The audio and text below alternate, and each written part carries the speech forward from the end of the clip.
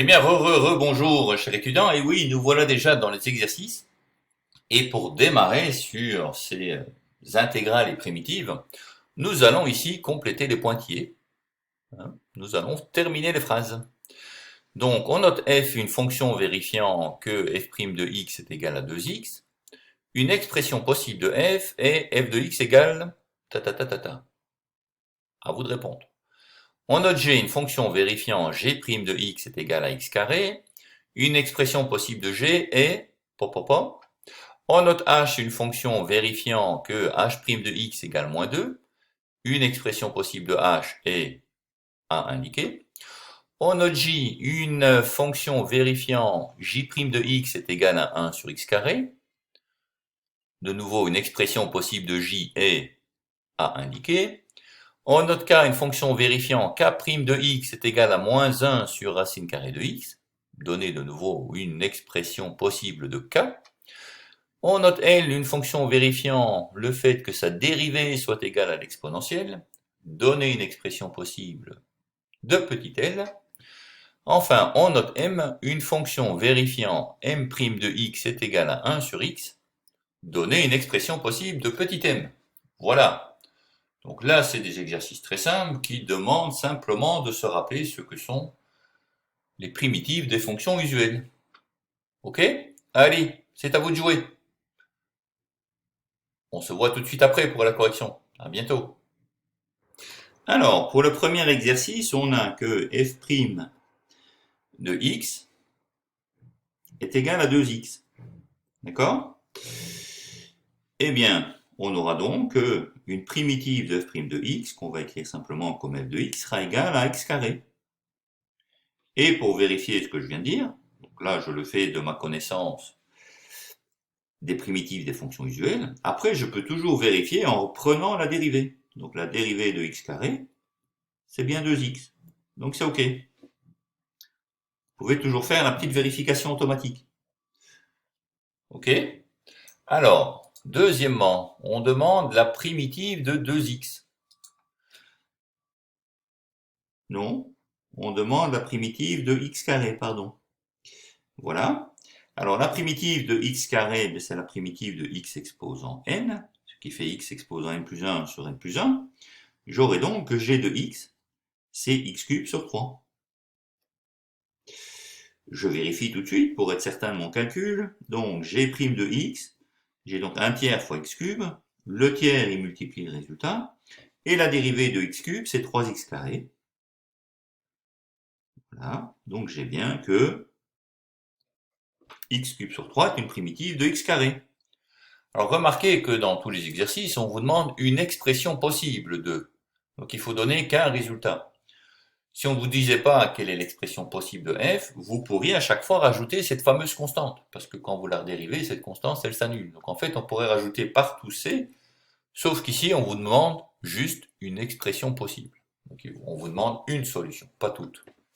Ok, donc le prochain, c'est h' de x est égal à moins 2.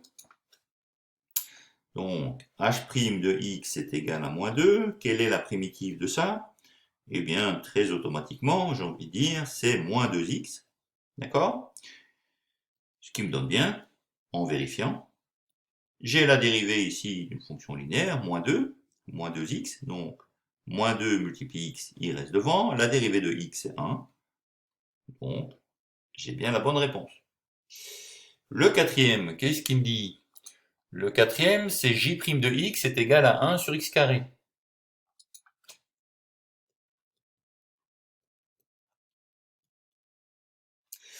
Alors, moi je me souviens que la dérivée d'une fonction inverse, 1 sur x, c'est moins 1 sur x carré.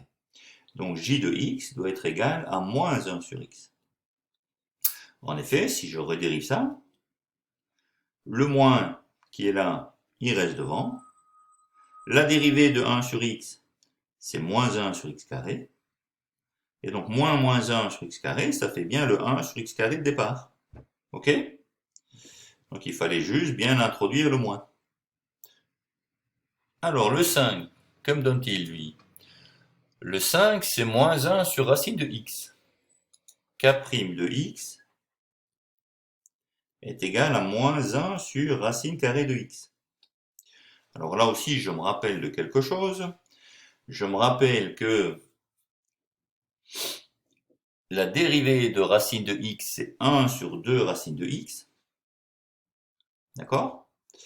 Et donc ici, si je veux me rapporter à ça, il faut que j'écrive que cette fonction soit égale à 1 sur 2 fois racine de x. Mais comme ce n'est pas ce que j'avais au départ, je dois multiplier par moins 2. On est d'accord avec ça? Moins 2 sur 1 sur 2 fois racine de x est bien égal à ça. Et donc, la fonction h sera égale au moins 2 qu'il y avait là. Et la primitive de 1 sur 2 racine x, c'est bien racine de x. Ok? Je vérifie. La dérivée donc de h, c'est bien moins 2 qui était devant, il y reste. La dérivée de racine carrée de x, c'est 1 sur 2 racine carrée de x. 2 sur 2, ça simplifie. Et il me reste bien moins 1 sur racine carrée de x. Voilà. Donc vous voyez ici, pour pouvoir faire la primitive, j'ai d'abord réécrit la dérivée, l'h' de x, sous la forme que j'avais reconnue, hein, pour pouvoir en calculer la primitive.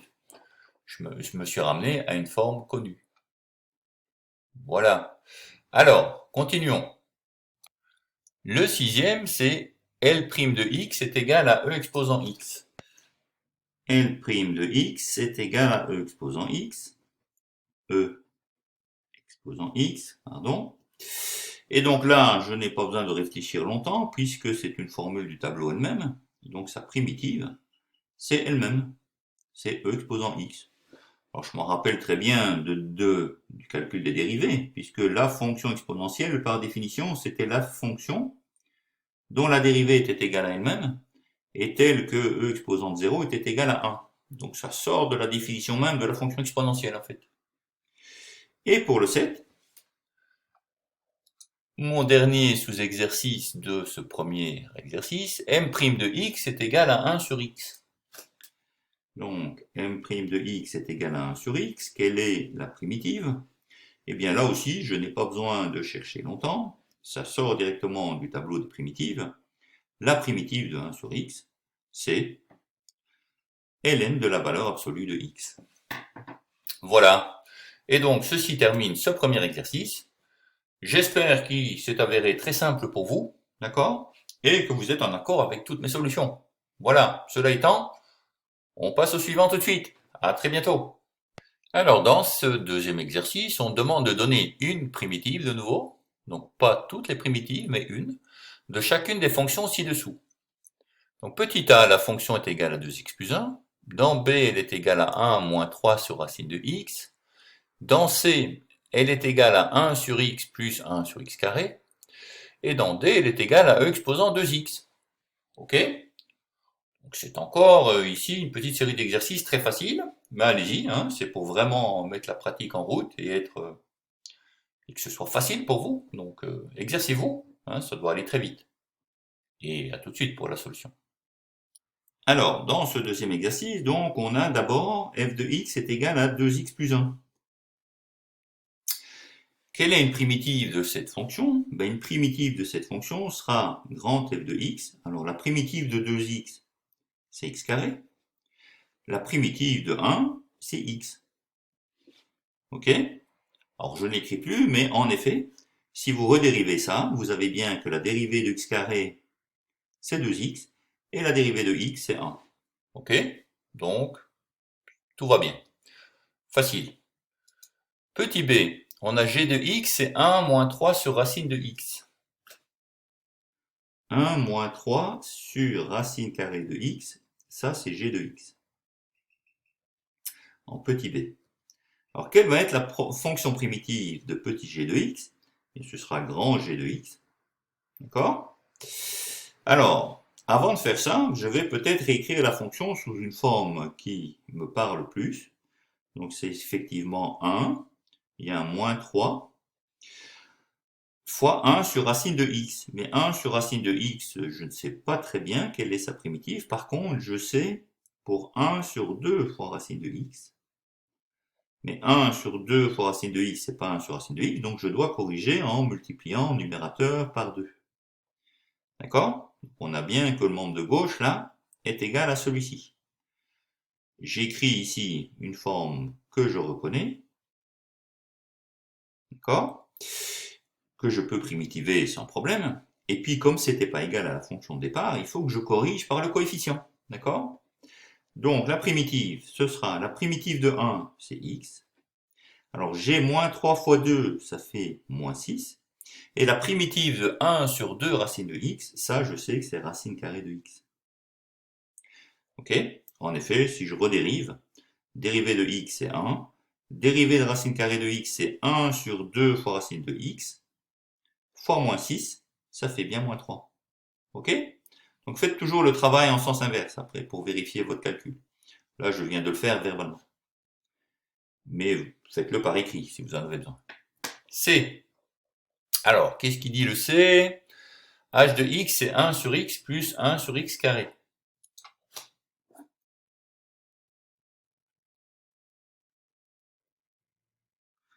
Voilà h de x. Alors de nouveau, je peux le réécrire sous une forme que je connais mieux. Alors 1 sur x, ça c'est évident. 1 sur x carré, c'est pas tout à fait la bonne formulation. Il faudrait faire moins 1 sur x carré. Et j'aurai alors que la primitive de ça, c'est... Alors la primitive de 1 sur x, c'est ln de x, par définition, ou par propriété de la fonction logarithme. Et puis, moins 1 sur x carré, ça c'est la dérivée de 1 sur x. Ok? Et donc j'ai bien que si je redérive ceci, la dérivée de ln de x c'est 1 sur x, moins, la dérivée de 1 sur x c'est moins 1 sur x carré, donc j'ai bien 1 sur x moins 1 sur x carré, qui était la formule de départ. Petite idée, j de x est égal à e exposant 2x.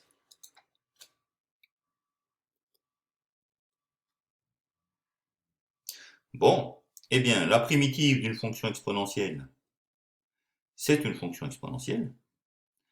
Maintenant, attention, puisque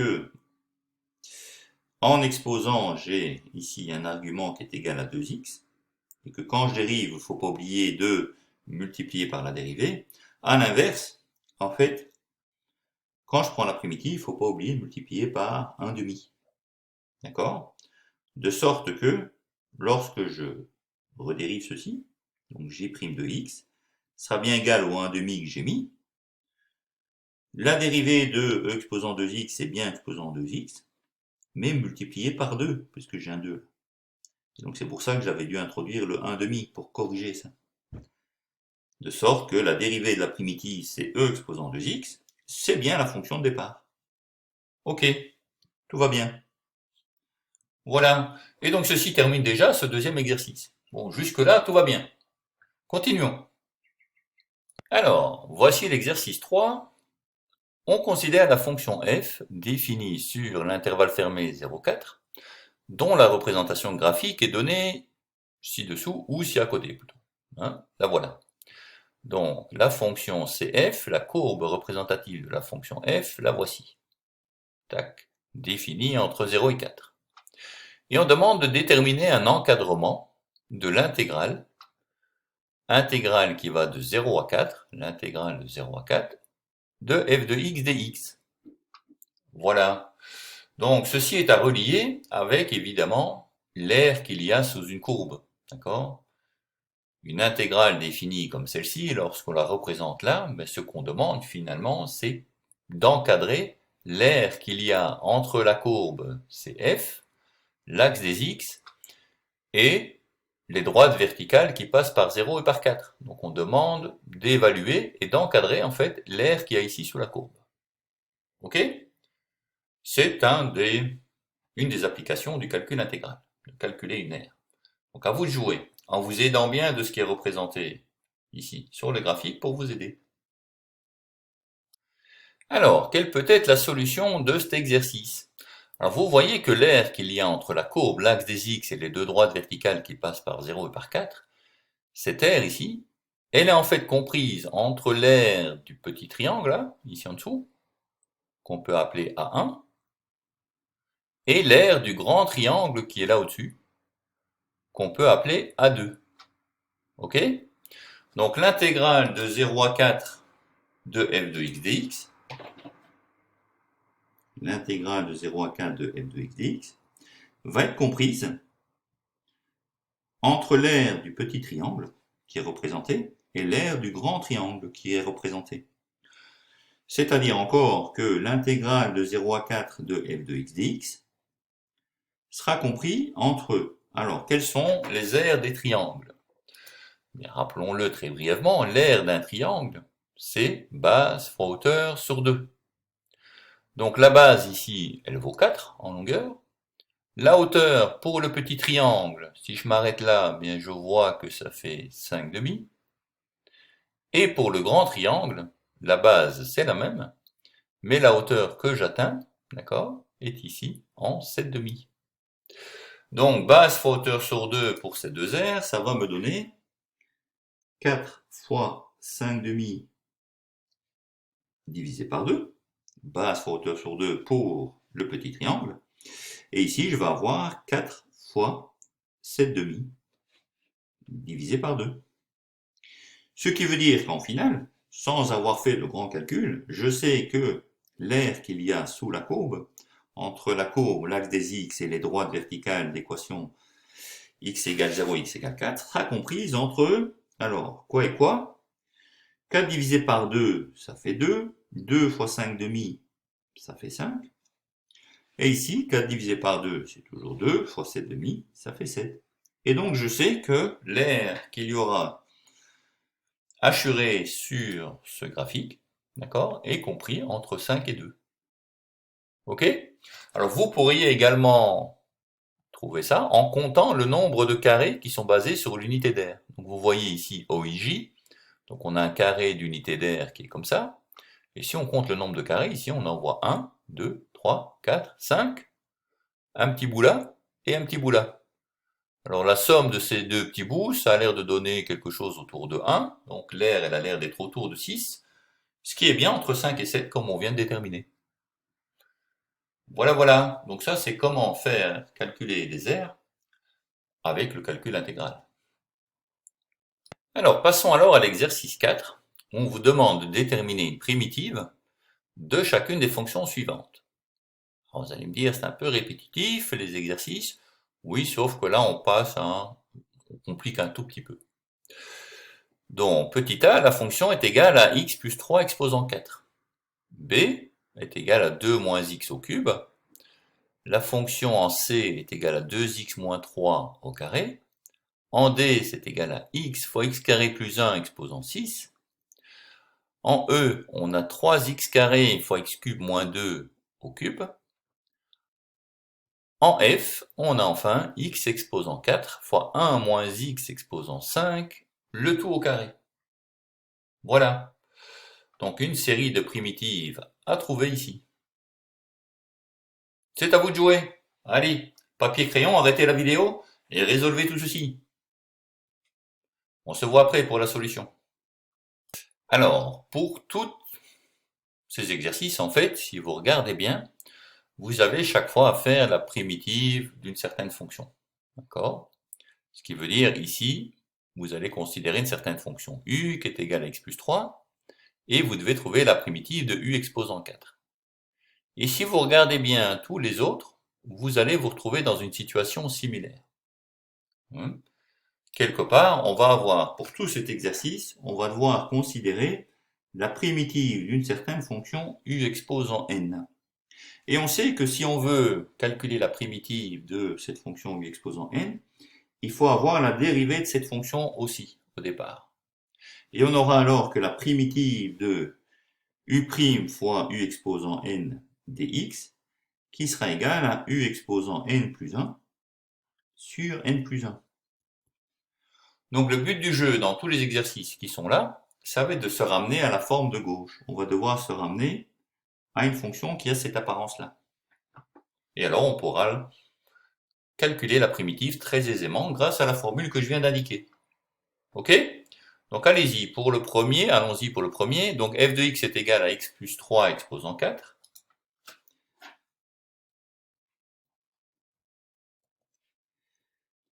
Eh bien, lorsque je vois ça, je vais effectivement poser que x plus 3 est égal à u. J'ai besoin, si je fais ça, de la dérivée de u, mais la dérivée de u, c'est la dérivée donc de x plus 3, ce qui fait 1. Ok? Donc en fait, je peux très simplement écrire que f de x est égal à u exposant 4. Et dès lors, sa primitive, fois 1, hein, si vous voulez, u' c'est 1 qui est là. Et donc sa primitive, ce sera u exposant 5 sur 5. Du moins une de ses primitives. Et puis à la fin, ce qu'il faut, c'est remplacer u par ce qu'on a trouvé, hein, parce qu'on avait substitué. Donc u valait x plus 3. Donc ça fait en finale x plus 3 exposant 5 sur 5. Ok? Facile, hein? Bon, eh bien on peut faire pareil pour tous. Alors, pour le b, qu'est-ce que ça nous donne? Donc j'ai 2 moins x au cube. 2 moins x au cube. Et ça, c'est g de x. Ça, c'est le petit b. Eh bien, je vais faire pareil. 2 moins x, je vais l'appeler u. Mais la dérivée de u, dans ce cas-ci, à cause du moins, ça va faire moins 1. Ok? Donc, je peux écrire cette fois-ci g de x comme étant égal à u au cube. Mais comme je dois avoir u' devant, je dois avoir le moins qui est là. Et comme je ne l'avais pas, je dois corriger. Donc voici ce que j'ai. J'ai moins fois moins u au cube. Ok? Voilà. Et donc, ayant ça, la primitive, qu'est-ce que ça va être? Je vais avoir u exposant 4 sur 4.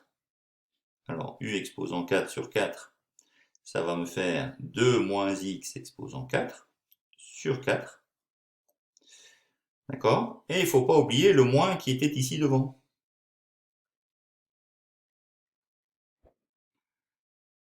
Ok? Alors, ça peut vous paraître bizarre. Redérivons ça pour bien le voir. Alors attention, j'ai fait une toute petite erreur. Ce n'est pas petit g de x, mais grand g de x qui est là. Voilà. Ok. Redérivons pour voir. Donc ce qu'on a, si je redérive grand g, c'est g' de x qui va être égal, alors j'ai un coefficient qui est égal à moins un quart. Voilà. Moins un quart fois la dérivée de 2 moins x exposant 4, eh bien ça va faire 4 fois 2 moins x au cube. Et puisque dans la fonction j'ai un moins, je vais encore multiplier par moins 1. Ce qui va me faire moins un quart fois moins 1, ça fait un quart. Un quart fois 4, ça se supprime. Et il me reste bien 2 moins x au cube. Ok? Donc vous voyez bien ici que le morceau qui est là, ça, moins u cube, c'était bien en fait u' fois u cube, dont la primitive est u4 sur 4, mais il ne fallait pas oublier le moins qui était devant. Voilà, voilà. Ça va? C'est clair? On continue alors. Pour ce petit c, on a h de x est égal à 2x moins 3 au carré. Vous voyez, c'est exactement le même, c'est très similaire aux autres ici. D'accord? Donc je vous laisse faire. Faites-le de la même façon. Et ce que vous devez trouver, c'est ceci. Une primitive grand h de x de petit h de x, ce sera 2x moins 3 au cube sur 6. Voilà, vous procédez exactement comme je viens de le faire pour les autres et vous trouverez ça. Ok? Je vous laisse un peu faire. On continue alors avec le d. Alors pour ce d, j de x est égal à x fois x carré plus 1 exposant 6. Ok, voilà, je vous l'ai noté ici. Eh bien, on procède toujours de la même façon. On va poser ici que u est égal à x carré plus 1. Si on veut pouvoir faire la primitive, il faut que cette fonction ait sa dérivée présente. Donc il faut calculer u'. U', c'est 2x, dérivée de x carré plus 1. Donc, je peux réécrire j de x sous la forme u' fois u exposant 6, pour autant que je divise ceci par 2. Parce que dans u', il y a 2x. Or, moi, je n'avais que x ici. Donc, je dois faire un demi u'. Un demi u' fois u exposant 6. Eh bien, la primitive de ça, comme j'ai un demi qui est un coefficient qui multiplie le tout, je le retrouve à la fin. Et la primitive de u' fois u exposant 6, c'est u exposant 7 sur 7. Ce qui veut dire que je vais avoir un demi fois x carré plus 1 exposant 7 sur 7, ou encore 1 quatorzième de x carré plus 1 exposant 7. Vous voyez, c'est pas plus compliqué, hein? C'est pas plus compliqué que les premiers. Pour le petit e, j'ai cette fois-ci la fonction k de x est égale à 3x carré fois x cube moins 2 au cube, ce qui est là. De nouveau, je vais poser ici ce qu'il y a dans la parenthèse comme étant égal à u. Donc u est égal à x cube moins 2. Si je veux faire la primitive, je dois avoir la dérivée. La dérivée de x cube, c'est 3x carré. Voilà, donc je me rends compte en fait que k de x, ce n'est rien d'autre que u' fois u au cube. Et donc, sa primitive, la primitive de u cube, ce sera simplement u4 sur 4. Ce qui veut dire que ce sera x cube moins 2, ça c'est ce que vaut u, exposant 4 sur 4. Ok? Voilà. Alors, pour le petit f, de nouveau, ça va être la même chose. Donc, L de x est égal à x exposant 4 fois 1 moins x exposant 5 au carré. On procède de la même manière. Donc, on va faire la bonne substitution.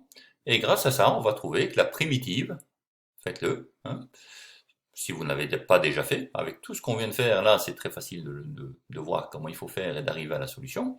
Et donc, la réponse, c'est qu'une primitive de petit L de x et grand L de x égale moins 1 quinzième de 1 moins x exposant 5, le tout au cube.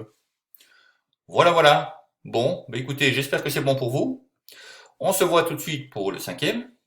D'accord? Faites une petite pause si vous en avez besoin, et on se revoit juste après. À bientôt. Alors, dans cet exercice 5, nous allons déterminer une primitive des fonctions ci-dessous.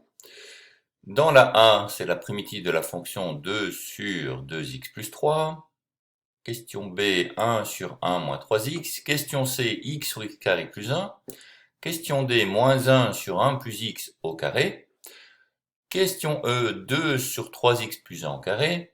Et enfin, question F, x sur x4 plus 2x carré plus 1. Voilà. Donc, c'est presque comme l'exercice d'avant, hein. Il s'agit de faire la bonne substitution pour pouvoir réaliser la primitive. Voilà, c'est à vous de jouer. Voilà, donc pour la sous-question A, f de x est égal à 2 sur 2x plus 3, eh bien vous voyez que le numérateur, c'est la dérivée du dénominateur. Donc ce qu'il vous faut faire ici, c'est poser u est égal à 2x plus 3. Dès lors, vous aurez que u' est égal à 2. Et donc la fonction f de x peut se réécrire comme étant simplement u' sur u. D'accord? Et la primitive de u' sur u, elle se trouve dans les tables. La primitive de u' sur u, c'est ln de valeur absolue de u. Ce qui veut dire que u étant égal à 2x plus 3, on aura le ln de la valeur absolue de 2x plus 3. Ça, c'est une primitive particulière. Voilà, c'est le petit a. Alors, pour les sous-questions B et C, eh bien, il faut agir exactement de la même façon. Donc, pour le B, on a g de x est égal à 1 sur 1 moins 3x. On pose u est égal à 1 moins 3x. On calcule u', on prend la primitive et la réponse que vous devez avoir est celle-ci. Pareil, pour h de x, vous avez x sur x carré plus 1. Vous posez u est égal à x carré plus 1. Calculez u', prenez la primitive de résultat et vous arrivez cette fois à ça. Ok? Donc pour ce B et C, je vous laisse faire, je vous ai donné ici les réponses. Continuons alors avec le D. Pour ce D, on a j de x est égal à moins 1 sur 1 plus x carré. Eh bien, on pose u est égal à 1 plus x. Dès lors, u', sa dérivée sera égale à 1. Donc la fonction j de x peut se réécrire comme étant égale à moins u' sur u au carré. Or, la primitive de moins u' sur u carré, de nouveau, je trouve ça dans le tableau des primitives. La primitive, c'est simplement 1 sur u. Voilà. Et donc, j de x sera égal à 1 sur 1 plus x. Et voilà, une petite substitution, et c'est fini. Alors, pour les sous-questions E et F, c'est de nouveau la même chose. Je vous indique ici les réponses en vous donnant les petites indications. Donc, pour le E, où on a k de x est égal à 2 sur 3x plus 1 au carré, eh bien on pose u est égal à 3x plus 1, on calcule u', on prend la primitive, et donc la primitive k de x est moins 2 sur 3 fois 3x plus 1. Ok? Pour le petit f, on a L de x est égal à x sur x exposant 4 plus 2x carré plus 1. Comme ça, on ne sait pas très bien ce qu'il faut faire. Remarquez néanmoins que c'est un produit remarquable, que vous pouvez réécrire ainsi. Dès lors, vous posez u est égal à x carré plus 1. Vous écrivez L de x sous la forme adéquate u' sur u, d'accord? Vous prenez la primitive, et vous obtenez moins 1 sur 2 fois x carré plus 1. Voilà, exactement de la même façon qu'on a fait celui du dessus, simplement en posant à chaque fois les bonnes choses et en transformant mathématiquement l'expression en quelque chose d'un peu plus simple. Voilà, voilà. Et bien avec ça, ça nous termine l'exercice 5. On attaque tout de suite le 6 alors. Donc voici cet exercice 6. Là, on change un petit peu le type d'exercice. Donc on considère la fonction f définie sur l'ensemble des réels positifs par l'expression f de x est égal à 2 tiers de x fois la racine carrée de x. Et on voit donc ici pourquoi la fonction est définie sur l'ensemble des réels positifs, puisqu'on a ici une racine carrée de x, donc x doit être positif. Ce qu'on demande, c'est de déterminer l'expression de la dérivée, f' de la fonction f. Et une fois que vous avez fait ça, vous allez en déduire l'expression d'une primitive de la fonction racine carrée. Ok? La question est claire? Ça m'a l'air, hein? Donc d'abord faire une dérivée, et puis en reconnaissant la dérivée, en déduire l'expression de la primitive. Voilà. À vos marques? Prêts? Oui, c'est parti.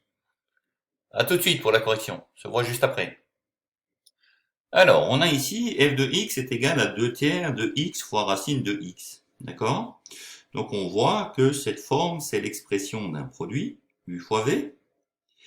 Et donc la dérivée de u fois v, ce sera simplement u'v plus uv'.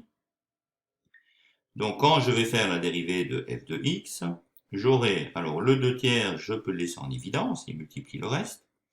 La dérivée de x fois racine de x, c'est la dérivée de x qui vaut 1 fois la racine de x, plus u qui vaut x, fois la dérivée de v, donc la dérivée de la racine carrée de x. Et la dérivée de la racine carrée de x, c'est 1 sur 2 fois la racine carrée de x. Voilà pour la dérivée. Ce qui me fait 2 tiers. Alors, dans la parenthèse, là, j'ai deux termes, dont un est sur un dénominateur, l'autre pas. Le mieux, c'est de tout mettre sur le même dénominateur. Ce qui va me faire tout sur 2 fois racine de x. Alors, comme le premier terme, racine de x, était tout seul, il faut que je multiplie par ce 2 fois racine de x. Et le deuxième terme, qui était déjà sur 2 racines de x, je le recopie tel quel, simplement, donc plus x. Ce qui fait encore 2 tiers fois, alors, 2 racines de x fois racine de x, là, ça fait 2x, plus x, sur 2 fois racine carrée de x. Ok? 2 et 2, je peux déjà le simplifier. Il me reste 1 tiers de 3x sur la racine carrée de x. Je peux simplifier évidemment les 3. Et x sur la racine carrée de x, c'est encore égal à la racine carrée de x. D'accord? Donc, la dérivée de f de x, c'est la racine carrée de x. Et donc, si je regarde maintenant la deuxième sous-question, en déduire l'expression d'une primitive de la racine carrée, eh bien, puisqu'on vient de montrer que la dérivée de ça, c'est la racine carrée de x, bien, je peux dire que si g de x, si ma fonction, c'est la racine carrée de x, alors, une primitive, ce sera 2 tiers de x fois racine carrée de x. Puisque je viens de montrer qu'en dérivant celle-là, j'avais celle-ci. C'est que c'est la primitive. Voilà, voilà. Et ça nous termine déjà ce petit exercice 6. Zoom. Ça va? Tout se passe bien? Oui? Parfait, parfait. Allez, continuons. Courage. Alors, dans cet exercice 7, on demande pour chaque question de déterminer la primitive de la fonction vérifiant la condition proposée. Ok? Donc ceci pour vous dire que quand on prend la primitive d'une fonction, souvent on n'a pas fait jusqu'ici, prendre la primitive d'une fonction, c'est prendre la primitive et en général on peut rajouter c, une constante. Parce que quand on dérive, cette constante disparaît. Ce qui fait qu'il y a toujours normalement une infinité de primitives à une fonction. Et toutes ces primitives diffèrent de la valeur d'une constante. D'accord? Et la valeur de la constante peut être fixée par une condition, comme celle-ci. Dès lors, on aura la primitive de la fonction qui vérifie la condition spécifiée. Alors, allons-y. Donc, petit a, la fonction f de x est égale à x carré moins 2x plus 4 sur x. Et la condition à laquelle doit satisfaire la primitive, c'est que f de 1 est égal à 2. Dans le cas B, g de x est égal à x fois e exposant x carré. Et la primitive est telle que g de 1 est égal à 3e. Petit c, la fonction h de x est égale à 5 sur 4x moins 3 au carré, avec la condition que h de 1 est égal à 1.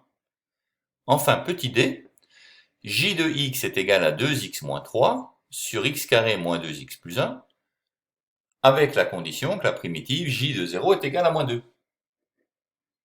Ok? Voilà, voilà. Donc 4 petits sous-exercices à faire. Prenez papier-crayon, comme d'habitude, arrêtez la vidéo, et c'est parti. Feu! Allons-y donc pour la première fonction. Donc f de x égale à x carré moins 2x plus 4 sur x, avec f de 1 est égal à 2. Alors cette fonction peut se simplifier en divisant par x. Donc je vais avoir x carré divisé par x, ça fait x. Moins 2x divisé par x, ça fait moins 2. Plus 4 divisé par x, ça fait plus 4 sur x. Voilà, comme ça j'ai simplement la fonction qui est une somme de termes. D'accord, somme de termes dont je peux trouver la primitive aisément. Donc la primitive, d'une façon générale, de cette fonction, alors la primitive de x, c'est x carré sur 2. La primitive de moins 2, c'est moins 2x. La primitive de 4 sur x, c'est plus 4 fois ln de x. Et d'une façon générale, je dois rajouter plus c, parce qu'il y a une infinité de primitives. En effet, si vous dérivez cette expression, vous allez bien avoir dérivée de x carré, c'est 2x sur 2, ça fait x. Dérivée de moins 2x, ça fait moins 2. Dérivée de ln de x, c'est 1 sur x fois 4, ça fait 4 sur x. Et la dérivée de la constante disparaît. Donc on peut toujours, comme je le disais, rajouter une constante. Et pour savoir ce que vaut cette constante, eh bien, il faut regarder la condition. Donc on nous dit que f de 1 doit être égal à 2. Or, f de 1, eh bien, il s'agit de remplacer x par 1. Ça va faire 1 au carré sur 2, moins 2 fois 1, plus 4 fois ln de la valeur absolue de 1, plus c. 1 au carré sur 2, c'est 1 demi. 2 fois 1, c'est 2. 4 fois ln de 1, c'est 0, plus la constante. Ça nous fait encore 1 demi moins 2, c'est 1 demi moins 4 demi, donc ça fait moins 3 demi. Donc moins 3 demi plus c. Et ça doit être égal, d'après la condition, à 2. Eh bien, lorsqu'on a dit ça, ça veut donc dire qu'on peut spécifier effectivement c. Donc, moins 3 demi plus c, est égal à 2, d'où c est égal à 2 plus 3 demi, et 2 c'est 4 demi, donc 4 demi plus 3 demi, ça fait 7 demi. Donc avec la condition, on peut déterminer le c. Et donc la primitive que l'on cherche, qui satisfait la condition, c'est la primitive qui s'écrit sous la forme x carré sur 2 moins 2x plus 4 fois ln de x plus 7 demi. Voilà la primitive cherchée. D'accord? Donc ce n'est pas une primitive, ce n'est pas l'infinité de primitives qu'on pourrait normalement avoir, c'est la primitive qui satisfait la condition qui est donnée ici. Voilà, voilà. Allez, on continue avec les autres. Allons-y. Dans ce deuxième sous-exercice, voici l'expression. Donc g de x est égal à x fois e exposant x carré. Bien, donc pour pouvoir faire la primitive, il faut que je trouve quelle est la fonction en question. Alors, ce que je vois, c'est que x est à peu près la dérivée de x carré. Donc si je pose u est égal à x carré, je vais avoir que u' est égal à 2x. Et donc g de x va pouvoir s'écrire comme étant, alors le x ça fait 1 demi u', et e exposant x carré ça fait e exposant u. D'accord? Donc j'ai la primitive de e exposant u fois u', ça je sais. Hein, la primitive d'une exponentielle c'est l'exponentielle. Donc je vais avoir 1 demi fois e exposant u. Plus c, d'une façon générale, je peux toujours rajouter la constante. Ce qui va donc faire 1 demi fois e exposant x carré plus c. Et pour moi déterminer c, je vais utiliser la condition. Donc g de 1 qui est égal à 1 demi fois e exposant 1 au carré plus c. Alors qu'est-ce que ça fait ça? 1 au carré ça fait 1, e exposant 1 ça fait e, donc j'ai e demi, plus c, qui doit être égal, comme on l'a dit là plus haut, à 3e, d'où e demi plus c doit être égal à 3e, ça me donne c est égal à 3e moins e demi, donc c'est 6e demi moins e demi, ça fait 5e demi. Et donc la primitive cherchée sera g de x est égal à 1 demi fois e exposant x carré plus 5e sur 2. C'est la primitive de la fonction petit g de x qui satisfait la condition g de 1 est égal à 3e. Ok? Vous voyez bien comment tout cela fonctionne? Allez, parfait. Continuons. Continuons. Alors, pour le petit c, donc h de x est égal à 5 sur 4x moins 3 au carré, avec la condition que h de 1 est égal à 1.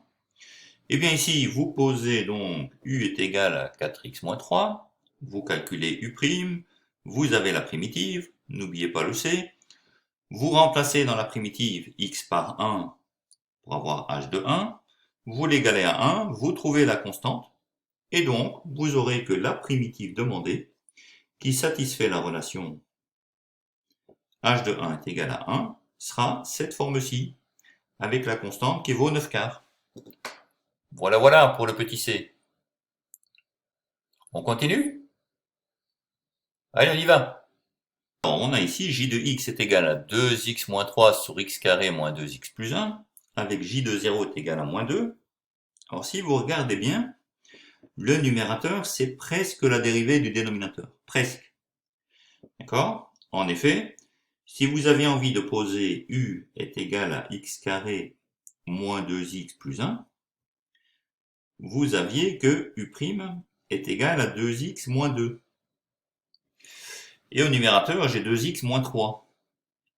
Donc je ne suis pas tout à fait correct, il faut faire une petite transformation mathématique avant. Donc je vais la faire comme ceci. Donc j de x sera égal en fait à 2x moins 2 moins 1. D'accord? Je peux toujours écrire 2x moins 3 comme 2x moins 2 moins 1. Le tout divisé par x carré moins 2x plus 1. Ce qui me fait, en scindant ceci en deux parties, d'une part 2x moins 2 divisé par x carré moins 2x plus 1.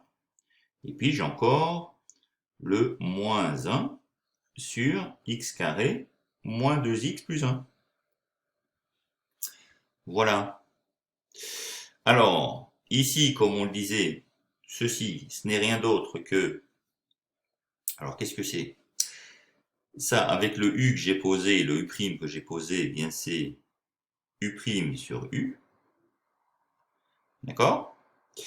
Et j'ai encore, ici derrière, une autre fonction, qui est moins 1 sur x carré moins 2x plus 1. Mais x carré moins 2x plus 1, je peux aussi l'écrire comme x moins 1 au carré. C'est un produit remarquable. Et je peux faire ici une deuxième substitution. C'est-à-dire qu'à la place de poser que ça est égal à u, comme j'avais avant, je peux poser que v est égal à x moins 1. Et donc v' sera égal à 1. Ce qui veut dire qu'en fin de compte, ceci est égal à u' sur u moins 1 sur, ou moins v' si vous préférez, sur v carré. Voilà ce que j'ai. Alors, si je regarde la primitive du premier morceau, d'accord, et que je fais j de x, bien la primitive du premier morceau, la primitive de 1 sur u, c'est ln de u. La primitive du deuxième morceau, de moins 1 sur v carré, c'est 1 sur v.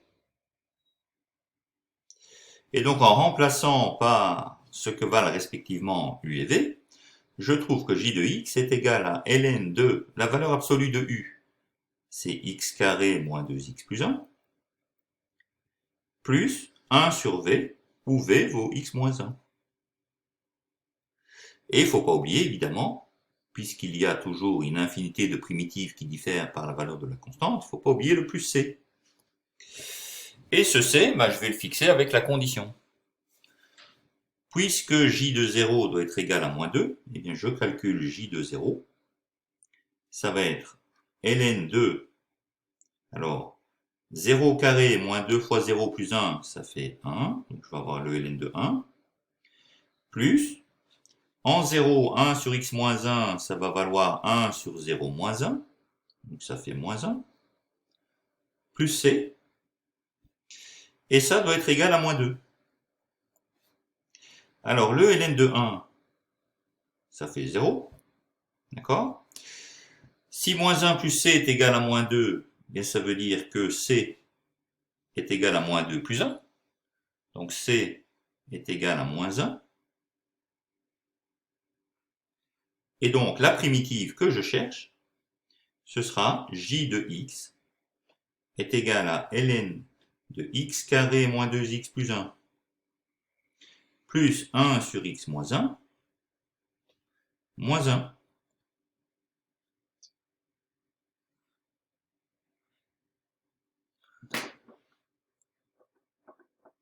Comme ceci. D'accord? Voilà, voilà. Donc celui-ci est un petit peu plus compliqué. Hein, je suis d'accord.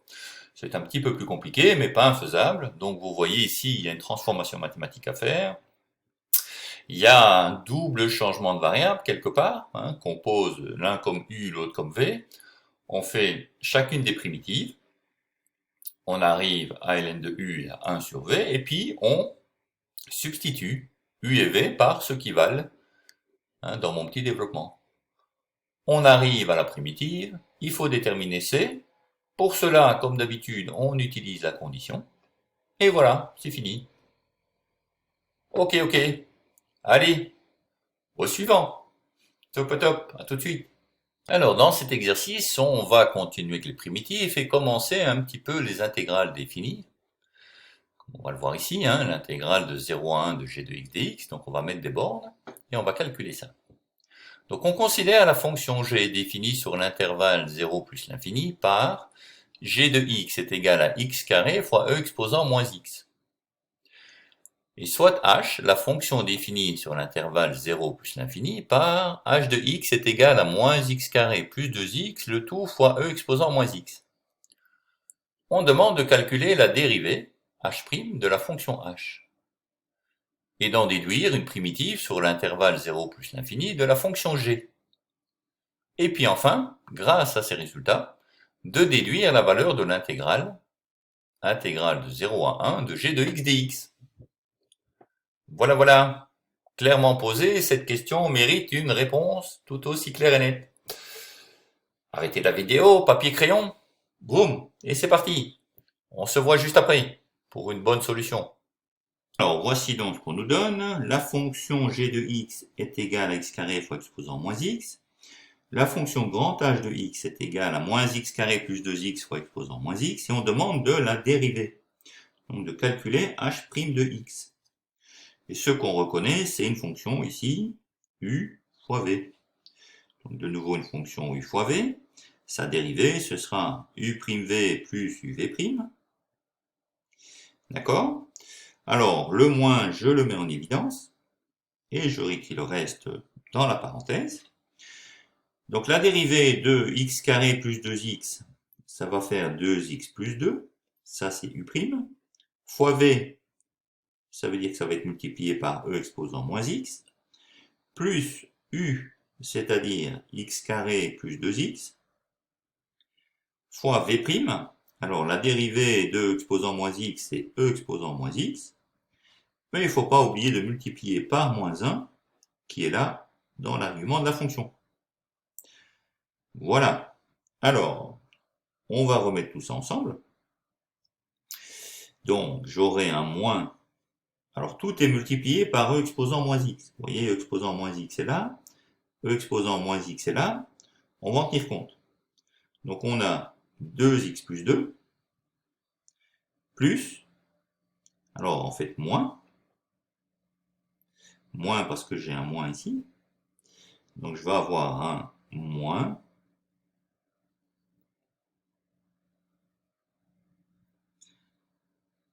x carré moins 2x. Tout ça étant multiplié par e exposant moins x. D'accord? Alors, qu'est-ce que ça me donne? Eh bien, ceci me donne que, alors dans la parenthèse, j'ai 2x moins 2x qui se simplifie. Il me reste 2 moins x carré. Avec le moins devant, ça va faire x carré moins 2 fois e exposant moins x. Là, nous avons calculé la dérivée h' de la fonction h, et il faut en déduire une primitive de la fonction g. Alors, comment est-ce que je détermine une primitive de la fonction g à partir de ça? Eh bien, vous voyez que la dérivée de h, c'est donc aussi x carré fois e exposant moins x, si je redistribue, moins 2 fois e exposant moins x. Et ça, c'est proche, on va dire, ceci, est proche de g de x. Il y a la différence qui est ici. Ok? Donc, pour moi trouver une primitive de la fonction, je pourrais me dire peut-être que grand G de x, la primitive de la fonction g, c'est quasiment la primitive de la fonction, c'est quasiment grand H de x. D'accord? Puisque la dérivée est égale à ça. Mais il y a une correction à faire qui se trouve ici. On voit qu'il y a une correction là. Donc on va la faire pour voir. On va faire moins 2 fois exposant moins x. D'accord? Et si c'est bien la primitive de la fonction g de x, ça veut dire qu'en la dérivant, je devrais obtenir le bon résultat. Donc, si je fais ça et que je redérive maintenant g de x, ce sera donc la dérivée de h de x. Et alors la dérivée du membre de droite ici, donc ça va faire moins 2 fois e exposant moins x que multiplie moins 1. La dérivée de h de x, on l'a calculée juste au-dessus, elle est là. C'est x carré fois e exposant moins x moins 2 fois exposant moins x. Et le morceau qui nous reste là, c'est plus 2 fois e exposant moins x. Ce qui veut dire que le moins 2 qu'il y avait là et le plus 2 qu'il y avait là se simplifient. Et donc la dérivée de g', la dérivée g' de x de g de x est bien égale à x carré fois e exposant moins x. Et ça, ce n'est rien d'autre que g de x. Donc si la dérivée de grand G de x qui est ici est égal à petit g de x, c'est bien que grand G de x est une primitive. Voilà. Donc ici, nous avons utilisé le fait que la fonction h nous avait été donnée à dériver, pour voir qu'elle était assez proche d'une primitive de g, mais pas tout à fait. Il fallait faire une petite correction. Alors on l'a faite. On l'a faite comme ceci en se disant, ben, c'est pas trop compliqué, hein. Pourquoi cette correction-là? Et parce qu'on sait que la dérivée d'une exponentielle, c'est une exponentielle. Et en mettant l'exponentielle négative, effectivement, on voit apparaître le terme moins 1 ici. Ce qui va nous donner un plus 2, qui va se contrebalancer avec le moins 2 qui était là précédemment. Et donc, en donnant cette correction à la fonction grand H de x, lorsqu'on dérive, eh bien, on trouve la forme appropriée. Voilà, voilà. Donc, c'est une petite façon de trouver la primitive d'une fonction à partir d'une autre. Ok? Alors, qu'est-ce qu'il nous reste à faire? Il nous reste quelque chose à faire. Il faut maintenant en déduire la valeur de l'intégrale, intégrale de 0 à 1 de g de x dx. Alors, allons-y. Alors, pour calculer cette intégrale, je redéveloppe la fonction primitive g de x. Donc c'était h de x moins 2 fois exposant moins x, comme on vient de le voir. Alors je peux combiner les deux ensemble, d'accord? Ici, e exposant moins x est en facteur de tous, donc je peux le mettre en facteur là. Et j'ai bien moins x carré plus 2x, et puis le moins 2 qui est là, ça me fait ici dans la parenthèse 1 plus 2, puisque plus 2 fois moins 1, ça me donne bien celui-là. Donc la primitive de la fonction petit g de x, c'est cette fonction grand G de x. Donc lorsque je vais maintenant calculer l'intégrale de 0 à 1 de petit g de x dx, ça va être la primitive, grand G de x, qui est prise entre 0 et 1. Ce qui fait donc g de 1 moins g de 0. Alors, g de 1, ça va me faire moins 1 au carré plus 2 fois 1 plus 2 fois e exposant moins 1 moins g de 0. Alors, moins, combien signe moins, ça devient plus. Dans la parenthèse, je vais avoir 0 au carré plus 2 fois 0 plus 2 fois e exposant moins 0. Qu'est-ce que ça me donne ceci? Alors, ça me donne 1 au carré, ça fait 1. Plus 2 fois 1, ça fait plus 2. Plus 2, ça fait 2 plus 2 plus 1, 5. Donc là, j'ai moins 5 sur E. Puisque exposant moins 1, c'est 1 sur E. Et dans le terme de droite, je vais avoir un plus. Alors, j'ai 0 plus 2. Fois E exposant moins 0. Mais exposant moins 0, c'est exposant 0, ça vaut 1. Donc j'ai plus 2. Et donc la primitive recherchée, en finale, c'est simplement moins 5, enfin l'intégrale définie recherchée, c'est moins 5 sur E plus 2. Voilà, voilà, voilà. J'espère que tout ça est bien clair pour vous. Ok? Allez, petite pause et puis on continue de nouveau. À tout de suite. Alors, dans cet exercice, on considère les deux intégrales suivantes. I, c'est l'intégrale de 0 à 1 de e exposant x sur e exposant x plus 1 dx. J est égal à l'intégrale de 0 à 1 de 1 sur e exposant x plus 1 dx. Premièrement, on demande de justifier l'égalité i plus j est égal à 1. Et deuxièmement, on demande de déterminer la valeur de l'intégrale i et d'en déduire la valeur de l'intégrale j. Waouh, bon, ok. Là, c'est une question facile. Allez, à vous de jouer. Voici donc les deux fonctions dont on parle, enfin les deux intégrales dont on parle. I, c'est cela, j, c'est ça. Et premièrement, on nous demande de montrer que i plus j est égal à 1.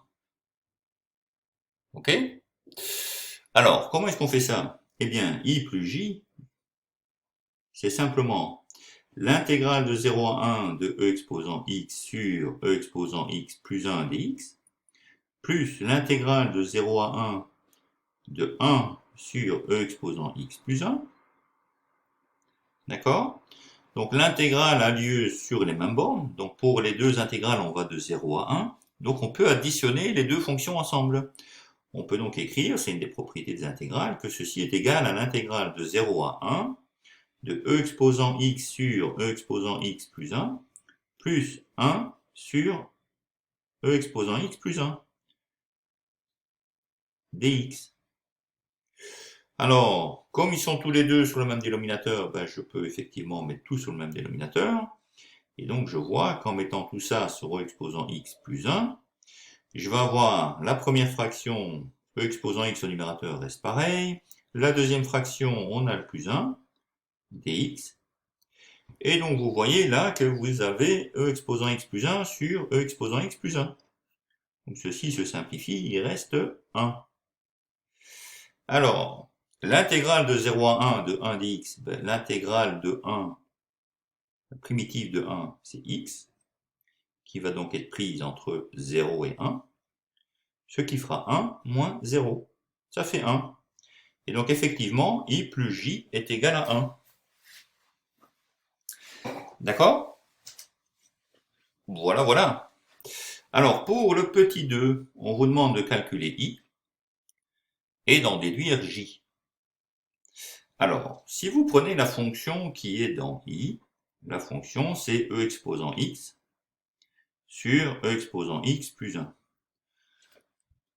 Pour pouvoir faire la primitive, eh bien, on va poser que u est égal à e exposant x plus 1, le dénominateur, et on trouve tout de suite que u', d'accord, sera égal à e exposant x, parce que la dérivée de e exposant x, c'est e exposant x. Donc la fonction ici, ce n'est rien d'autre que u' sur u. Donc sa primitive, la primitive de cette fonction, qui est la primitive de 1 sur u fois u', finalement, c'est ln de u. D'accord? Voilà, ce qui fait donc ln de u, c'est e exposant x plus 1, donc ln de e exposant x plus 1. Alors, il me reste maintenant à calculer l'intégrale, connaissant la primitive, ça c'est facile. On y va. On vient de trouver que la primitive f de x est égale à ln de e exposant x plus 1. Donc l'intégrale de 0 à 1 de e exposant x sur e exposant x plus 1 dx, eh bien ce sera cette primitive f de x pris entre 0 et 1, ce qui fera donc f de 1 moins f de 0, avec f de 1 qui vaut donc le ln de e exposant 1 plus 1, moins le ln de e exposant 0 plus 1. Ce qui nous fait, eh bien, le ln de 1 plus e, moins le ln de e exposant 0 plus 1, e exposant 0 ça fait 1, plus 1 ça fait 2, donc moins le ln de 2, qu'on peut encore écrire comme le ln de e plus 1 sur 2, par propriété des logarithmes. La différence des logarithmes, c'est le logarithme du quotient. Alors, on laisse la valeur ainsi puisqu'elle est exacte. Si vous voulez une valeur arrondie, ben vous pouvez la calculer grâce à votre machine à calculer. Mais pour la suite, vous laissez bien cela comme ça, hein, c'est une valeur exacte. Et donc, puisqu'on a montré précédemment que i plus j est égal à 1, eh bien on aura simplement que j, sans refaire tout le travail, sera égal à 1 moins i. Ce sera donc égal à 1 moins ln de e plus 1 sur 2.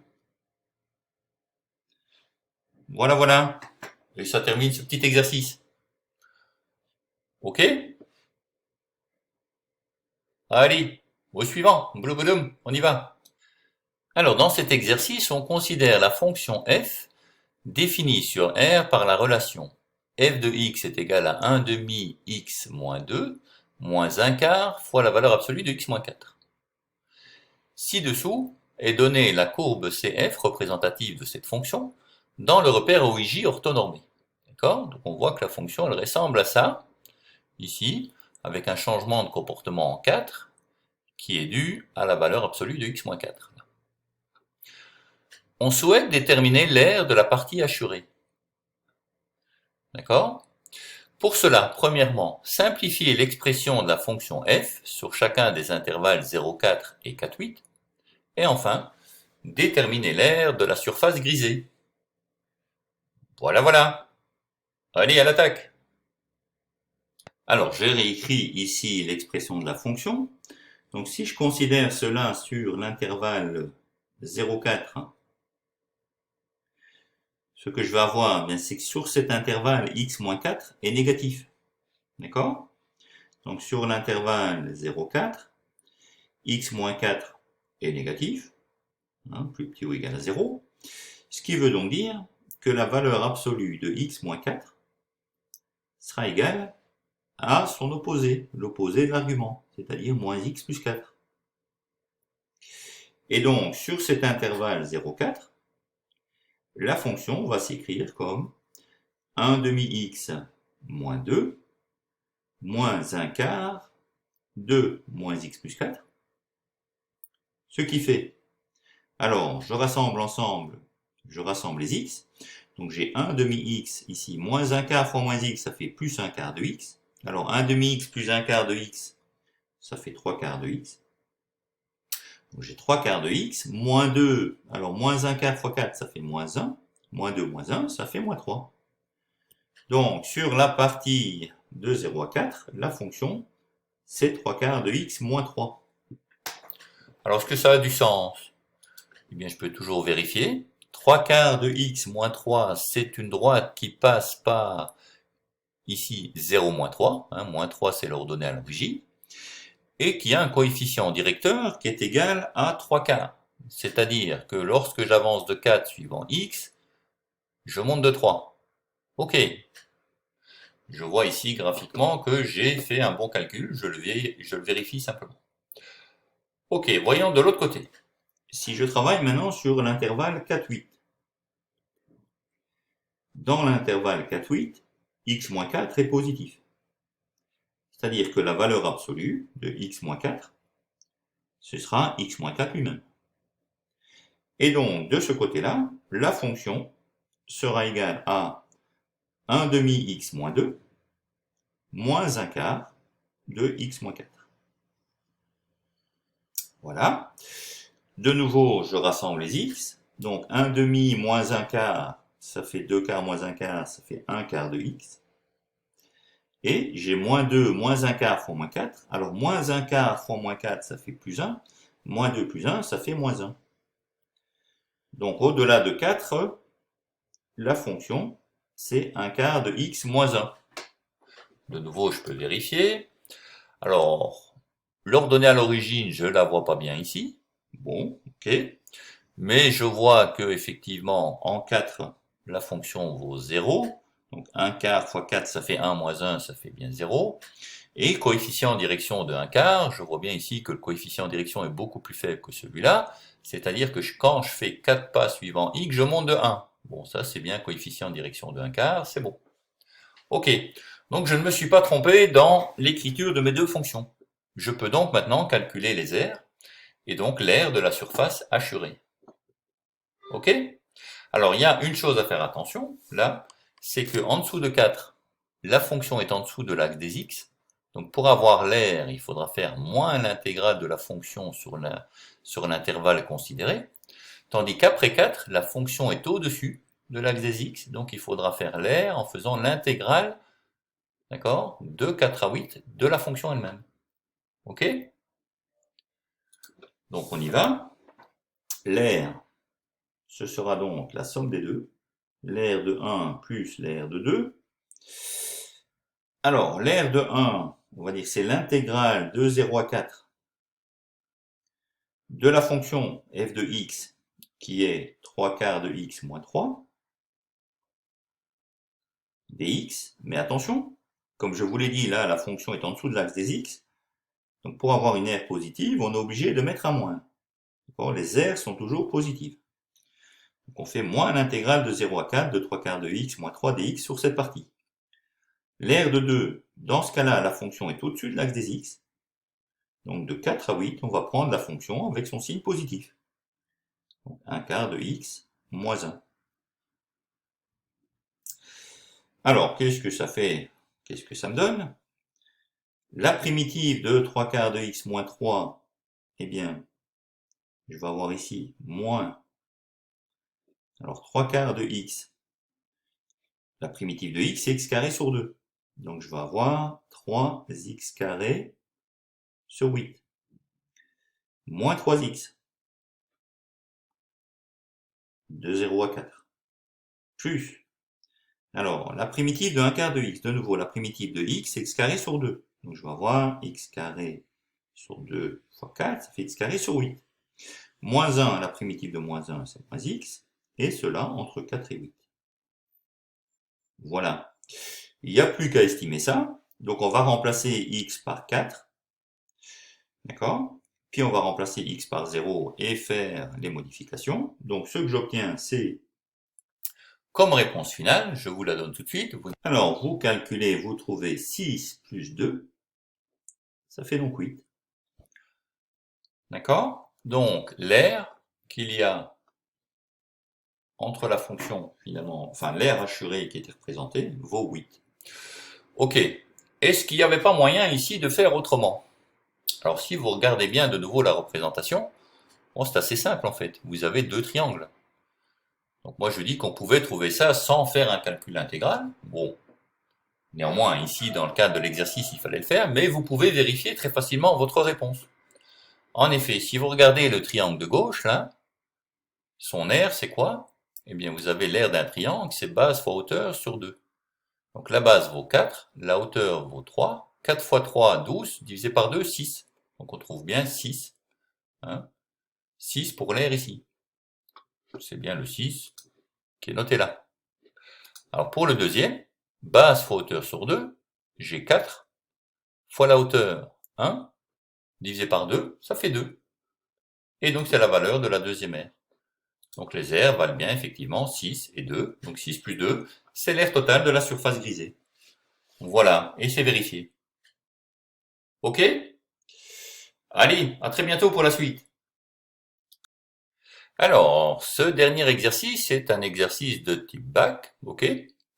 Qui est en 2 ou 3 parties. Partie A, partie B, donc 2 parties. Ok, donc partie A. On s'intéresse à l'évolution de la hauteur d'un plant de maïs en fonction du temps. Le graphique en annexe, qui est là, voilà, ça c'est l'annexe, montre ici une certaine hauteur en mètres en fonction du temps t en jours. Ok, donc si je reviens à l'énoncé, le graphique en annexe représente cette évolution. La hauteur est en mètres et le temps en jours. On décide de modéliser cette croissance par une fonction logistique du type h de t est égal à a divisé par 1 plus b exposant moins 0,04 fois t, où a et b sont des constantes réelles positives.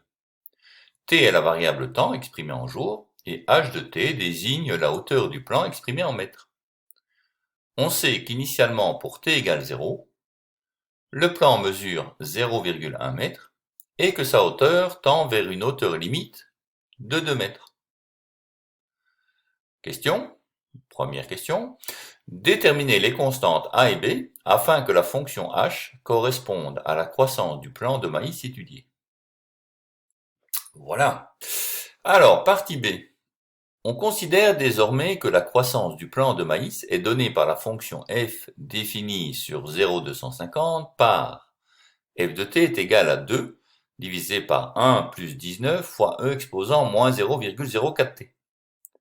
Premièrement, on veut déterminer la dérivée de la fonction f en fonction de t, f' désignant donc la fonction dérivée de la fonction f, en déduire les variations de la fonction f sur l'intervalle 0,250.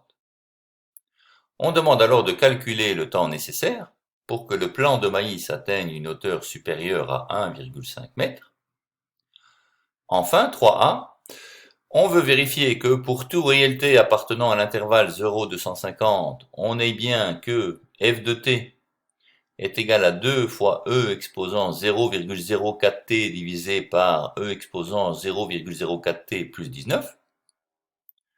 Montrer que la fonction grand F définie sur l'intervalle 0,250 par grand F de t est égale à 50 fois ln de e exposant 0,04t plus 19, est une primitive de la fonction petit f. Petit b, déterminer la valeur moyenne de la fonction sur l'intervalle 50-100, et en donner une valeur approchée à 10-2 près, et interpréter ce résultat. Enfin, quatrièmement, on s'intéresse à la vitesse de croissance du plant de maïs. Elle est donnée par la fonction dérivée de la fonction f. La vitesse de croissance est maximale pour une valeur de t. Ok? Donc, en utilisant le graphique donné en annexe, qui est ici donc, déterminer une valeur approchée de celle-ci. Estimez alors la hauteur du plan. Voilà. Et ça, c'est l'ensemble de toutes les questions qui étaient posées à cet exercice de bac. Donc, c'est à vous de jouer maintenant. Vous prenez papier-crayon, vous arrêtez la vidéo et vous répondez. C'est un exercice type. À bientôt. On verra ensemble la solution dès que vous avez fini. Salut, salut. Allons-y donc pour la solution. Donc, on sait que la fonction h de t est ici. Et on sait aussi qu'initialement, pour t égale 0, le plan mesure 0,1 m et que sa hauteur tend vers une hauteur limite de 2 mètres. Donc exprimons ceci. Donc voici la fonction h de t. Et ce qu'on vient de nous dire, c'est que en 0, à l'instant t égale 0, la hauteur du plan, c'était 0,1 m. Voilà. Et on sait aussi que, reprenons la phrase là, sa hauteur tend vers une hauteur limite de 2 mètres. Donc si on tend vers une hauteur limite de 2 mètres, ça veut dire que lorsque t devient de plus en plus grand vers plus l'infini, d'accord, la fonction h de t tend vers 2 mètres, c'est-à-dire que la limite est égale à 2. Voilà. Donc on a ici deux conditions. Ok, et on a une fonction h de t qui a deux paramètres à déterminer, a et b. Et bien avec les deux conditions, on doit pouvoir déterminer ça. Ok? Donc regardons tout d'abord ce qu'il se passe lorsque t tend vers plus l'infini. Lorsque t tend vers plus l'infini, que se passe-t-il avec ce morceau? Eh bien, calculons-le. La limite lorsque t tend vers plus l'infini de b fois e exposant moins 0,04t, ça va être égal à b fois la limite lorsque t tend vers plus l'infini de e exposant moins 0,04t. Alors, lorsque t tend vers l'infini, j'ai ici 0,04 fois l'infini, ce qui fait l'infini. Avec le moins devant, ça fait moins l'infini. Et e exposant moins l'infini, on sait que ça fait 0. Donc, ceci fait b fois 0, ce qui fait 0 par produit. Ok? Donc, lorsque je prends la limite, lorsque t tend vers l'infini de la fonction h de t, je vais finalement avoir que c'est égal à la limite lorsque t tend vers plus l'infini de a sur 1 plus b fois e exposant moins 0,04t. Ce morceau, on vient de le montrer, tend vers 0. Et donc, il va nous rester ici la limite lorsque t tend vers plus l'infini de a sur 1.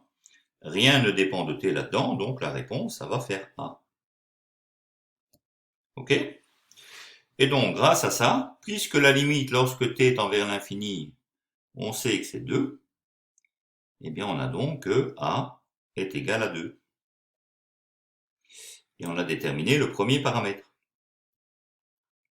Ok, avec cette première condition. Avec la deuxième condition, maintenant on doit être capable de déterminer b. Donc, calculons cette fois-ci h de 0. h de 0, c'est a divisé par 1 plus b fois e exposant moins 0,04 fois 0. Alors, a, on sait, d'après ce qu'on vient de voir, que c'est 2. Donc ça va être 2 divisé par 1 plus b. B que multiplie e exposant moins 0,04 fois 0. Alors 0,04 fois 0, ça fait 0. Moins 0, ça fait toujours 0. E exposant 0, ça fait 1. Et donc on a bien la réponse qui est égale à 2 sur 1 plus b. Et ça, d'après les conditions ici initiales, on nous dit que c'est égal à 0,1. D'accord? Donc ceci permet de déterminer B en inversant la relation et en isolant B. Et on trouve que B est égal à... Alors à quoi est égal B? Alors si je renverse l'équation, j'ai 1 plus B sur 2 est égal à 10. Donc 1 plus B est égal à 20. Donc B est égal à 20 moins 1, ce qui fait 19. Voilà. OK?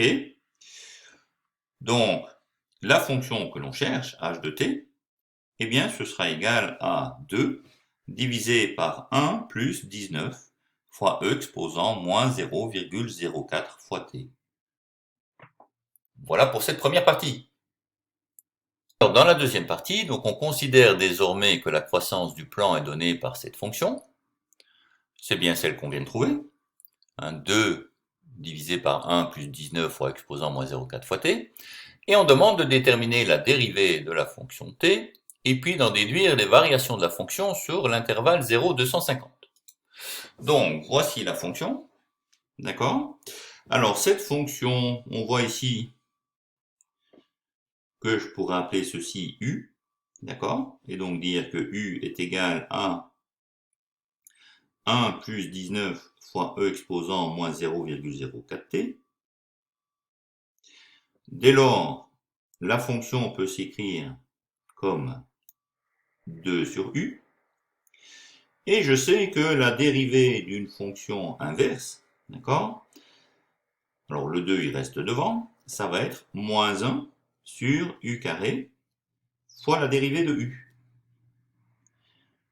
Alors la dérivée de u, on va la calculer ici. La dérivée de u, ben, on a la dérivée de 1, c'est 0. Et la dérivée de 19 fois exposant moins 0,04 fois t, ça va être 19 qui reste devant, fois la dérivée d'une exponentielle, c'est l'exponentielle, donc e exposant moins 0,04 fois t, fois la dérivée de cet argument, donc fois moins 0,04t. Hop, fois moins 0,04. Voilà, voilà. Et donc, quand je peux écrire ça, sous la forme, alors 2 fois moins, ça fait moins 2. 1 sur u carré, ça nous fait 1 plus 19 fois e exposant moins 0,04t au carré, fois u', c'est-à-dire fois 19, fois moins 0,04, fois e exposant moins 0,04t. Alors, je regroupe un peu tout ça. De nouveau, ici, j'ai un moins 2 fois un moins 0,04. Moins 2 fois moins 0,04, ça fait 0,08. Donc, j'ai 0,08 fois 19 fois e exposant moins 0,04t, le tout divisé par 1 plus 19 fois e exposant moins 0,04t, le tout au carré. Alors, ce que je peux encore faire, c'est ici faire cette petite multiplication pour mettre tout le monde ensemble. Et donc ça va me donner 1,52. Donc ça fait 1,52 fois e exposant moins 0,04t divisé par 1 plus 19 fois e exposant moins 0,04t au carré. Voilà. Donc voici la dérivée. Et donc on nous a demandé à partir de cette dérivée de déterminer les variations de la fonction f. Alors pour ça, il faut étudier le signe de cette dérivée. Alors quel est le signe de la dérivée? Si je regarde ici le dénominateur, d'accord, j'ai 1 plus 19 fois exposant moins 0,04t au carré. Un carré est toujours positif ou nul, d'accord? Mais une exponentielle qui est à l'intérieur de la parenthèse, c'est par définition positif. Fois 19, c'est positif. Plus 1, c'est positif. Donc ça ne peut pas être nul. Donc un positif au carré, c'est positif. Le numérateur, eh bien j'ai de nouveau cette exponentielle qui est là. Donc une exponentielle, d'accord, c'est strictement positif. Donc fois 1,52, c'est positif. Donc j'ai un plus sur un plus. Ça me fait un plus. D'accord? Donc la dérivée de la fonction est toujours positive. Et donc, la fonction f est croissante. La fonction f est croissante, et on nous demandait ça sur l'intervalle 0,250, et bien donc sur cet intervalle 0,250, la fonction est croissante. Pas de problème. Voilà, ça c'est la première partie, enfin le premier exercice de la partie B. Alors pour la question 2 de cette partie B, on nous demande de calculer le temps nécessaire pour que le plant de maïs atteigne une hauteur supérieure à 1,5. Eh bien, pour que le plant de maïs atteigne une hauteur supérieure à 1,5, il faut que la fonction là soit plus grande que 1,5. Donc il faut que j'efface ceci. Il faut que 2 divisé par 1 plus 19 fois e exposant moins 0,04 fois t soit plus grand ou égal à 1,5. D'accord? Alors, résoudre, ça c'est une résolution d'inéquation. Pour résoudre cette inéquation, il faut trouver, d'accord? Il faut trouver t. C'est le temps qu'il faut pour dépasser 1,5 mètres. Voilà, donc je dois isoler t. Alors la première chose à faire pour isoler t, eh bien, c'est d'abord d'inverser, d'accord? D'inverser cette fraction. Donc je vais faire ça en disant que 1 plus 19 fois e exposant moins 0,04t divisé par 2, comme j'ai inversé, je change le sens de l'inégalité. 1 sur 1,5, ok? Ce qui veut encore dire que 1,5 fois 1 plus 19 fois e exposant moins 0,04t sera plus petit ou égal à 2. Ou encore que 1 plus 19 fois e exposant moins 0,04t sera plus petit ou égal à 2 divisé par 1,5.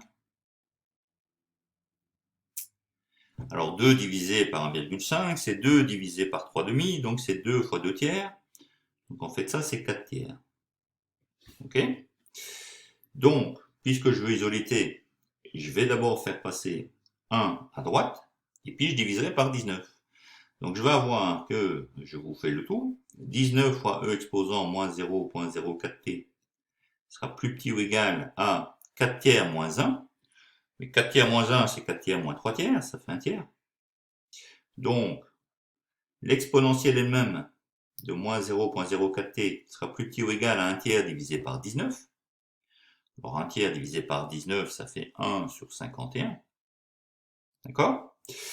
Et alors, pour résoudre cette inégalité, eh bien, je dois prendre le logarithme de part et d'autre. Le logarithme népérien. Alors, comme cette fonction est croissante, je peux prendre le logarithme népérien de part et d'autre sans changer le sens de l'inégalité. Donc, ce sera plus petit ou égal au ln de 51 exposant moins 1. Et donc, puisque le ln d'une exponentielle, ce sont des fonctions réciproques, je trouve moins 0,04t, qui doit être plus petit ou égal à moins le ln de 51, ça c'est une propriété du logarithme, hein. Le logarithme de quelque chose exposant autre chose, on peut faire passer l'exposant devant. Ok? Et donc pour trouver t, je divise par moins 0,04, qui est divisé par un nombre négatif, donc je dois changer le sens de l'inégalité. Voilà. Donc j'aurai plus grand ou égal à moins ln de 51 sur moins 0,04, moins divisé par moins, ça fait plus, et donc au final, t sera plus grand ou égal à ln de 51 divisé par 0,04, mais 0,04 c'est 1/25e, donc ça fait plus grand ou égal à 25 fois ln de 51. Ok? Donc voici la réponse. Pour que le plant de maïs soit supérieur ou égal à 1,5, eh bien, il faut un temps t qui soit plus grand ou égal à 25 fois ln de 51 en jours, puisque le temps est donné en jours. Alors, qu'est-ce que ça vaut? Eh bien, on peut le calculer très simplement. Donc, 51, je prends son logarithme, le voilà, fois 25. Hop. Et ça me donne 98,3 jours. D'où t doit être supérieur ou égal à, alors, un nombre de jours, 3, c'est un petit peu embêtant, donc on va dire, en arrondissant, plus grand ou égal à 99 jours. Voilà. Et donc ceci répond à notre question petit 2. Alors, j'espère que vous avez bien tout suivi et que vous avez remarqué que j'avais fait une petite erreur. Ici, j'ai un tiers. Là, j'avais 19 et je vous ai dit 1 tiers divisé par 19, c'est 1 sur 51. Et bien là, j'ai fait une petite erreur, c'est 1 sur 57. Puisque 19 fois 3, c'est 57. Donc, je dois remplacer par 7 partout. Voilà, ça fait ln de 57. Et plus grand ou égal à 25 fois ln de 57. Et si je fais ça, eh bien j'obtiens non pas 99 jours, mais j'obtiens 101 jours. Voilà. Ça change pas énormément, mais ça change quand même. Surtout, on n'a pas le droit de faire des erreurs. Donc toujours vous vérifiez. D'accord? Donc moi j'ai pris là 30 secondes pour vérifier et je me suis dit, bon, 19 fois 3, 57, ça fonctionnait pas. En fait, c'est 17 fois 3 qui faisait 51. Donc voilà, là je me suis corrigé. Ok? Pensez toujours, hein, brièvement vérifier votre réponse. C'est utile. Alors continuons avec le 3a. Donc on veut ici vérifier que pour tout réel t appartenant à l'intervalle 0,250, on ait ceci. Et montrer que la fonction f définie sur l'intervalle 0,250 par grand f de t est égale à ça est une primitive de la fonction f.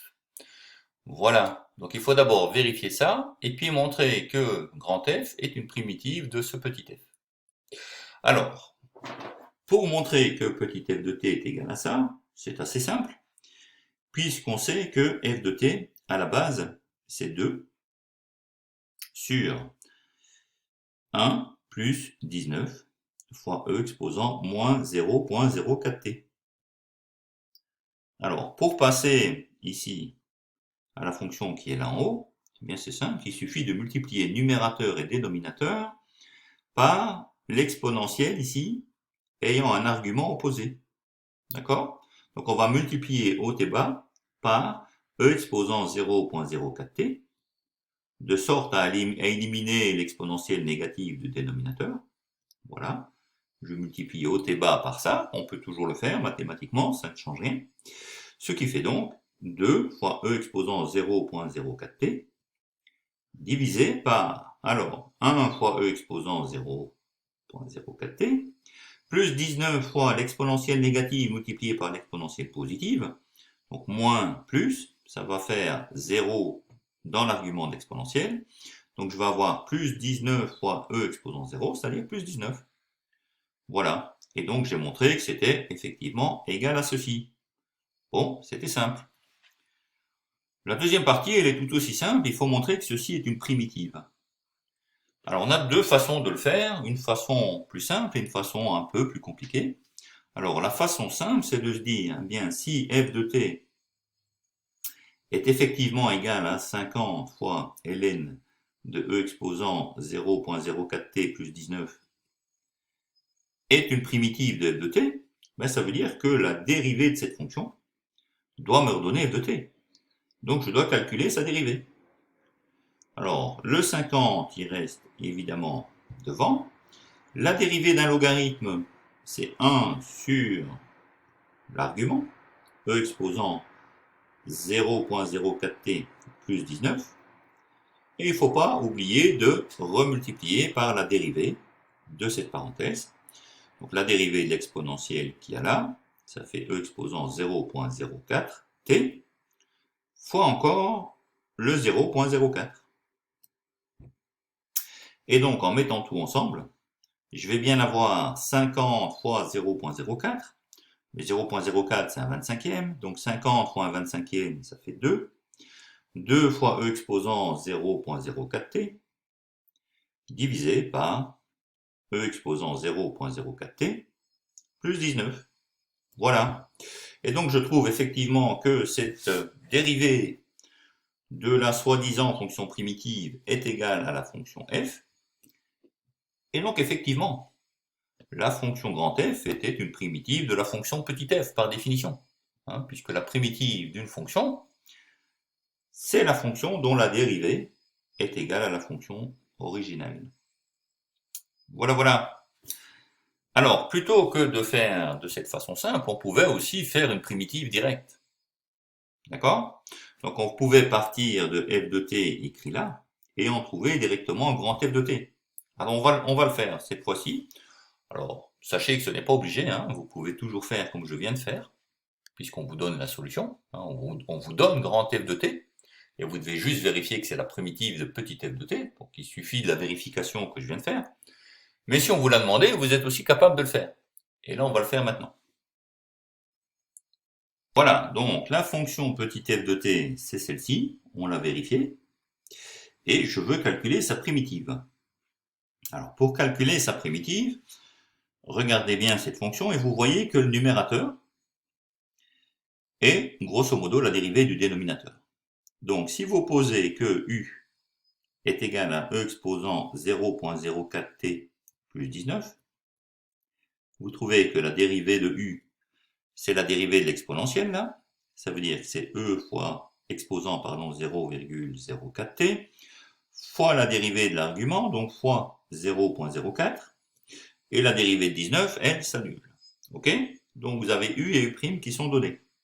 Donc f de t sera égal à, alors ce qu'on a c'est 2, c'est pas 0,04 fois e exposant 0,04t, d'accord?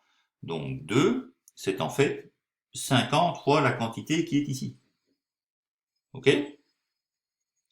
Donc on va avoir 50 fois u' sur u.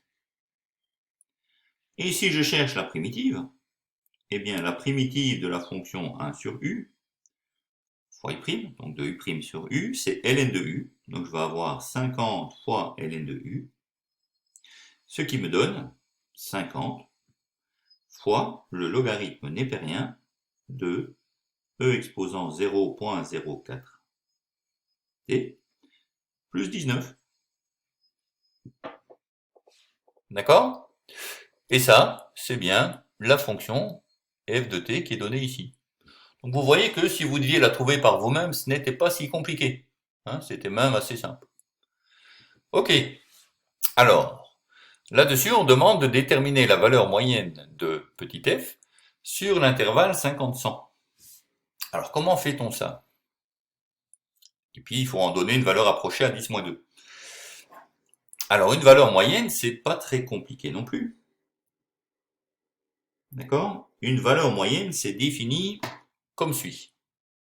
Alors, par définition, la valeur moyenne d'une fonction f de t sur l'intervalle 50-100, c'est 1 sur la longueur de l'intervalle, c'est-à-dire 100 moins 50, fois l'intégrale qui est prise de 50 à 100 de f de t dt. Ça, c'est la définition de la valeur moyenne d'une fonction, prise sur un certain intervalle d'une certaine longueur. Donc c'est l'intervalle de 50 à 100, dont la longueur est 100 moins 50. Ok, alors, pour faire l'intégrale de 50 à 100 de f de t dt, eh bien on sait que ça, c'est équivalent à, alors 1 sur 100 moins 50, c'est 1 sur 50. L'intégrale de 50 à 100 de f de t dt, eh bien c'est la primitive f de t, qui doit être évaluée entre 50 et 100. Ok? Et la primitive, on vient de la trouver. La primitive, c'est 50 fois ln de e exposant 0.04t plus 19. Et donc cette primitive, je dois l'évaluer entre 50 et 100. Ce qui va faire, alors ça va faire quoi? Alors avant que j'évalue, remarquez qu'il y a ici un 1 sur 50 et un 50. Donc ça se simplifie. Et donc je vais avoir au final, très simplement, que ce que je cherche, c'est le ln de e exposant 0.04 fois 100 plus 19 moins le ln de e exposant 0.04 fois 50 plus 19. Eh bien, si vous calculez ça avec votre machine à calculer, ce que vous trouvez, c'est la réponse suivante. Alors, pour calculer, eh bien, prenez bien en compte que 0,04 fois 100, c'est 4. D'accord? Donc ici, on a E exposant 4. Et prenez aussi bien en compte que 0,04 fois 50, ça, c'est 2. D'accord? Donc c'est E au carré. Et donc, si vous calculez ça, vous trouvez que la réponse vaut 1,03. Donc, qui est la réponse arrondie à la deuxième décimale. Donc, comment interpréter ce résultat? Eh bien, on vient de calculer la moyenne. D'accord? C'est la moyenne de la hauteur d'un plant de maïs. Donc, la hauteur moyenne d'un plant de maïs entre le 50e et le 100e jour, ok, c'est 1,03 mètres. Voilà l'interprétation du résultat. Ok? Bon, il ne nous reste plus que le petit numéro 4 à effectuer et cet exercice est terminé. Chouette. Donc, dans ce petit cadre de la partie B, on s'intéresse à la vitesse de croissance du plant de maïs. Elle est donnée par la fonction dérivée de la fonction f. La vitesse de croissance est maximale pour une valeur de t. En utilisant le graphique donné ici, donnez une valeur approchée de celle-ci. Estimez alors la hauteur du plant. Et bien donc, puisqu'on a la hauteur en fonction du temps, et que la vitesse de croissance, c'est en fait la dérivée de cette fonction, d'accord? La dérivée de la fonction en tout point, rappelons-le, c'est la pente de la tangente en chacun des points. Alors quand est-ce que la dérivée est maximum? Eh bien elle est maximum quand la pente de la tangente en un point est maximum. Alors on voit que ça augmente le plus rapidement cette courbe ici, sur cette portion. Et en particulier, on pourrait dire ici que le maximum, d'accord, de la vitesse de croissance se trouve là. C'est là qu'il y aurait une tangente avec un coefficient directeur maximum. Ok? Là, en regardant simplement sur les graphiques. Et donc ça correspond à une valeur en temps de 80 jours. Donc c'est à 80 jours que le plant de maïs a une vitesse de croissance maximum. Et ça correspond à une hauteur de ce plant de maïs qu'on peut lire ici sur l'axe Y, et donc qui vaut 1,15 mètres à peu près. Voilà. Ok, tout va bien? Eh bien, nous en avons fini avec cet exercice, et donc nous en avons fini également avec tous les exercices de ce module. J'espère qu'il vous a plu, et je vous attends avec impatience dans le prochain. À très bientôt, au revoir.